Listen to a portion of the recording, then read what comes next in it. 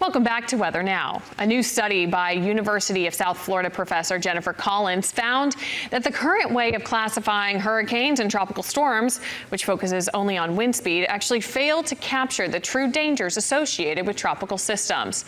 She and her team developed a system to better communicate the overall risk to the public, and she joins us now to talk about her findings. Thank you so much for joining us, Dr. Collins.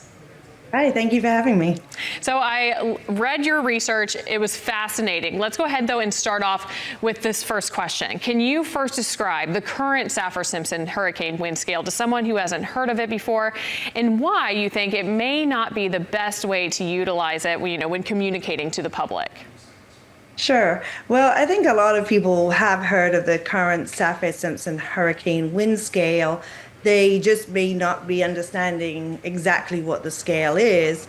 And that is what you said, it's just a wind scale. So when they hear category 1 or category 5, that is the Saffir-Simpson hurricane wind scale that's being used to communicate to the public. And it's to communicate the winds. It's based on a 1-minute maximum sustained wind, and then those categories are actually based on damages to buildings. So that's what we currently use. But your question was, why do I consider it flawed and inadequate? Well, my concern is that, when we look at fatalities, wind only counts for less than 10% of fatalities. Storm surge is closer to 50%, and rainfall is closer to 30%. So communicating a scale just based on winds alone, in my mind, is pretty dangerous, particularly when it considers my research results, when many people tell me that they make their evacuation decision largely based on the category of the storm. So you and your team, y'all tried to combat this by making your own scale here, the Tropical Cyclone Severity Scale. Kind of walk us through that, what factors you're considering, and how you actually come to find a final category. Great, thank you. So yeah, my team, who are in the Netherlands, we came up with this Tropical Cyclone Severity Scale, an alternative proposed scale. We came up with that name. We could call it something else. Maybe the Enhanced Saffir-Simpson Hurricane Wind Scale, someone suggested to us, would be a good idea.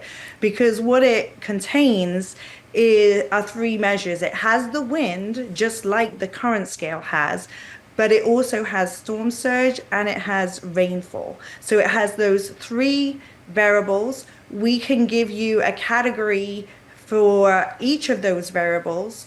We could say wind is a Cat 1, but storm surge is a Cat 4, rainfall is a Cat 5, based on our scale. So people know specifically where the hazards are coming from the hurricane. Plus what we do is come up with a combined value, just like Saffir-Simpson has one number anyway because it's just wind. We look at those 3 variables and have a combined value.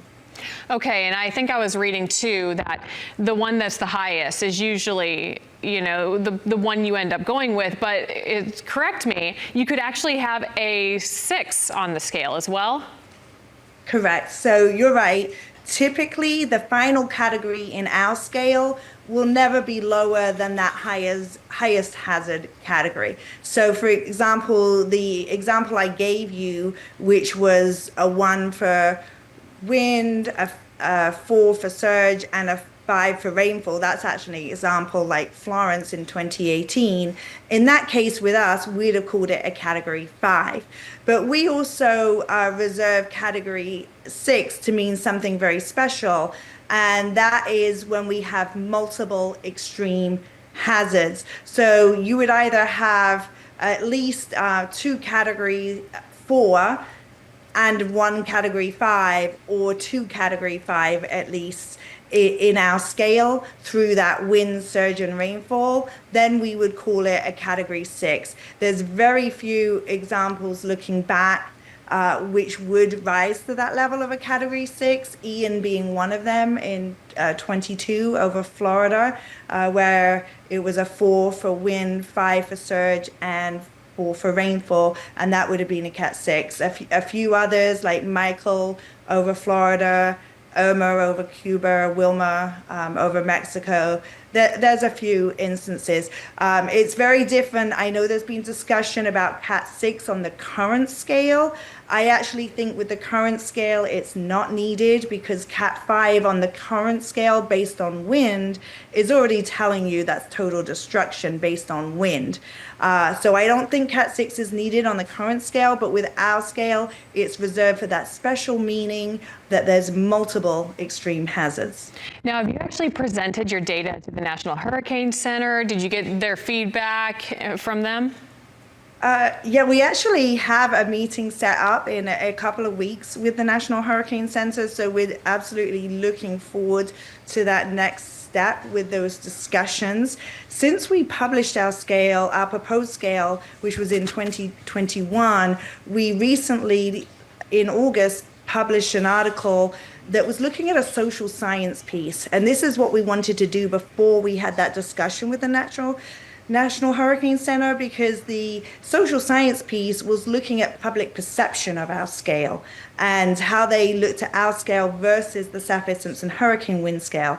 And our study results were very positive, and that people that used our scale were actually better able to identify the main hazard of the hurricane. So we are looking forward to presenting this to the National Hurricane Center. We understand that there are other products that show storm surge, that show rainfall. And I'm always telling the public, look at official sources and look at all those products.